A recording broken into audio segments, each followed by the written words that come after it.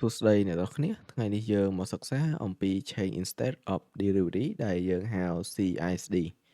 អញ្ចឹងមុនដែលយើងចូលទៅដល់ការសិក្សា CISD យើងត្រូវយល់ដឹង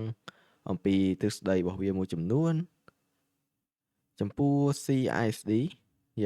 បើប្រៀបធៀបគឺវាដូចជាមួយនឹង Market Structure ដែរប៉ុន្តែគ្រាន់តែវាមានចំណុចល្អនិងចំណុចអាក្រក់រៀងៗខ្លួនអញ្ចឹងចំពោះ CISD គឺជាសញ្ញាដំបូងបំផុតដែលបង្ហាញអំពី order flow ឬក៏លំហូរនៃតុល្យភាពអ្នកទិញឬក៏អ្នកលក់ហើយវាបានផ្លាស់ប្ដូរទិសដៅរបស់វាកើតឡើងនៅពេលដែលតម្លៃទៀនបិទមួយទៀតចំពោះ market structure shift គឺវាបិទតម្លៃនៅ week ឬក៏ swing high ឬក៏ swing low អញ្ចឹងទៅអញ្ចឹងយើងមកនិយាយឬក៏ប្រៀបធៀបជាមួយនឹង market structure shift ចំពោះ CISD និង market structure shift បើយើងនិយាយអំពីចំណុចល្អនិងចំណុចអាក្រក់វាមានរៀងៗខ្លួនទេប៉ុន្តែចំពោះ CISD បើយើងប្រើវាទី1យើងមានឱកាសចូល entry ផ្សារបានលឿនជាង market structure shift ប៉ុន្តែក៏វាមានហានិភ័យជាង market structure shift ដែររីឯ market structure shift វាការប្រើប្រាស់មានការ entry យូរជាង CISD មានថាមុំដែលយើងរកឱកាស entry បានគឺវាយូរជាង CISD ប៉ុន្តែក៏វាមានសុវត្ថិភាពជាង CISD ដែរហើយចំណុច CISD មួយទៀត CISD យើងមិនចាំបាច់មាន structure ក៏យើងអាចហៅវាថា CISD បានដែរចំពោះ market structure shift តើតែមាន structure swing high ឬក៏ swing low ទៅយើងហៅថា market structure shift ឬក៏ market structure អញ្ចឹងចំពោះ CISD វាល្អប៉ុន្តែមានថាពីរហ្នឹងវាមានចំណុចល្អឬក៏ចំណុចអាក្រក់រៀងៗខ្លួនទេអញ្ចឹងអ្វីដែលអ្នកគ្នាប្រើទី1យើងមើលទៅលើទីផ្សារ មើលទៅលើទីផ្សារជាក់ស្ដែងថាយើងគួរប្រើមួយណាមិនគួរប្រើមួយណាអញ្ចឹងយើងចូលទៅមើល live chat ផ្ទាល់ថាទម្រង់នៃ CISD ហើយប្រៀបធៀបជាមួយនឹង market structure shift វាដំណើរការយ៉ាងម៉េចអញ្ចឹងយើងត្រឡប់មកមើល live chat ប៉ុន្តែយើងមុននឹងចូលទៅដល់ chat របស់យើងមើលទៅលើបន្ទាត់ line ដែលខ្ញុំនឹងឧទាហរណ៍អ្នកគ្នាមើលសិនថាចំពោះ CISD ជាមួយនឹង market structure shift វាខុសគ្នាបែបម៉េចកន្លែងនេះយើងទទួលបាន low high ហើយក៏បាន low low អញ្ចឹងយើងទទួលបាន structure ហើយតម្លៃមួយហ្នឹងវាបានមកបំបែក high កន្លែងនេះយើងទទួលបាន market structure shift អូខេរីឯចំណែក CISD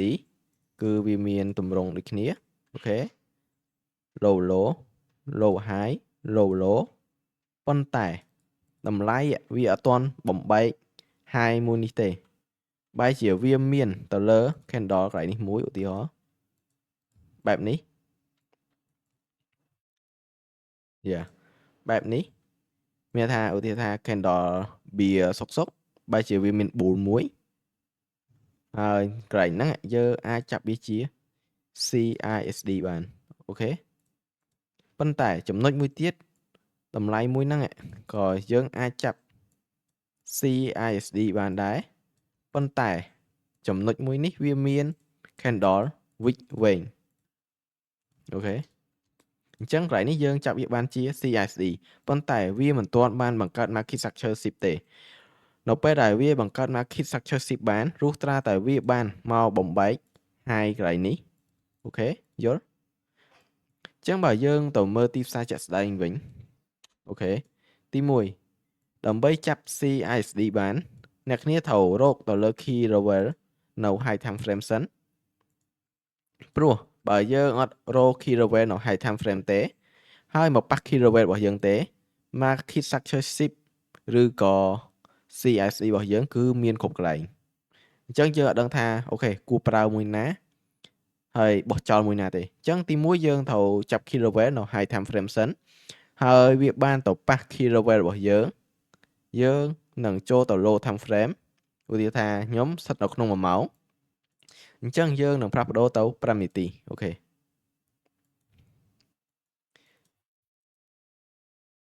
ចឹងចំណុចមួយនេះ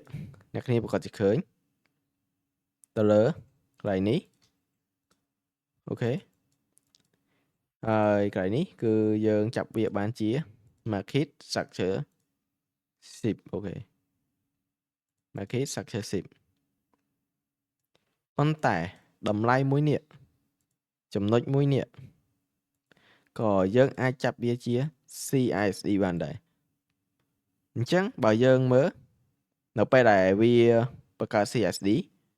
គឺវាបង្កើតមុន market structure 10អញ្ចឹងឱកាស entry ក៏មានច្រើនជាងច្រើនជាង market structure 10ដែរ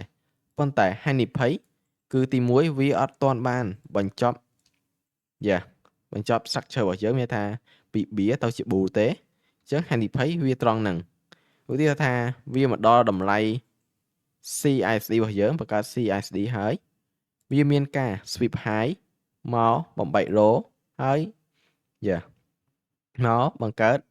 ជា structure bull វិញអញ្ចឹងវាហានិភ័យត្រង់ហ្នឹងឬក៏វាមក sweep low ហើយនេះមកយក low របស់យើង sell liquidity ហើយបន្តចុះទៀតអីចឹងទៅអញ្ចឹងនៅក្នុងលក្ខខណ្ឌហ្នឹងគឺយើងត្រូវសិក្សាបានច្បាស់ថាពេលណាគួរប្រើ CISD ពេលណាប្រើ market structure 10អូខេអញ្ចឹងយើងមកមើលចំណុចនេះមួយទៀតអ្នកគ្នាប្រកាសជាឃើញយើងទទួលបាន boss របស់យើងកំពុងតែវាប៉ុន្តែបើយើងចង់ប្រើ CISD យើងចាប់ពីចំណុចមួយនេះអូខេបានអញ្ចឹងកន្លែងនេះវាអត់បានបិទជា candle អញ្ចឹងយើងចាប់មកដល់នេះអូខេយើងទទួលបាន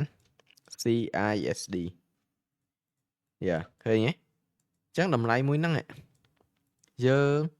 អូខេចាំបន្តិចអូខេតាមពិតវាបិទអីកន្លែងនេះអូខេអញ្ចឹងកន្លែងនេះយើងអាចរកឱកាស entry បានតាំងពីតំបន់វាចុះមកយក liquidity ឬក៏តំបន់នេះបាត់ទៅហើយប៉ុន្តែបើយើងរងចាំឲ្យវាបង្កើត market structure shift អូខេឃើញទេពេលខ្លះវាមិនប្រកាសថា confirm ហងឥឡូវយើងចូលមើលសិនថាវា confirm អត់អូខេអានេះអូខេ sorry នេះ market structure shift របស់យើងអញ្ចឹងទី1យើងឃើញអញ្ចឹងនៅពេលដែលវាបង្កើតបាន CSD មានឱកាស entry បានមុន market structure shift ប៉ុន្តែហានិភ័យរបស់វាក៏មានច្រើនជាង market structure shift ដែរអញ្ចឹងយើងចូលទៅមើលមួយនាទីសិនថាមានកន្លែង entry តន់អត់អូខេកន្លែងនេះបើអ្នកនេះហ៊ាន take risk អ្នកនេះអាចបាយបានប៉ុន្តែភាគច្រើនគឺយើងប្រកាសហើយថាមិនហ៊ានទេដោយសារ SL របស់យើងបើសិក្សាមើលគឺវាមានចម្ងាយវែងអញ្ចឹងអ្នកនេះអាចពិចារណាបានថាគួរប្រើ CISD ឬក៏ market structure shift របស់យើង